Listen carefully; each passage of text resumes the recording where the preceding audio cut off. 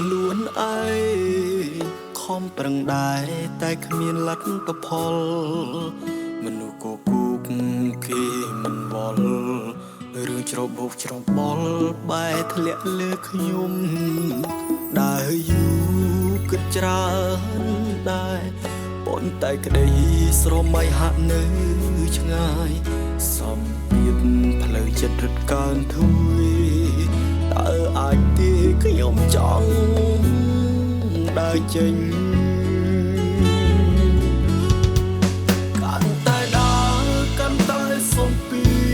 តខំប្រឹងឆ្លៀតក្រែងជោគជ័យតែលទ្ធផលហួសក្តីស្រមៃទូខំលោកលៃតែគ្មានបានការកាន់តែដើរកាន់តែងងឹតចង់អស់ចិត្តលែងចង់បន់តដើរទៅឆ្ងាយគិតថាល្អលែងចង់វឹកវរនឹងរឿងជីវិត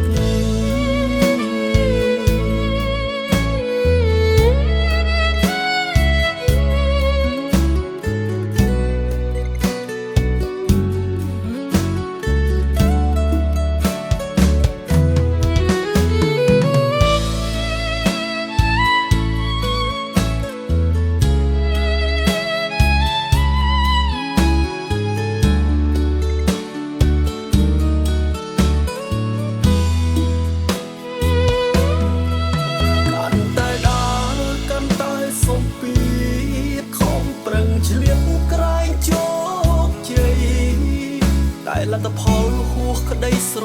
មៃទូខំលោកលៃ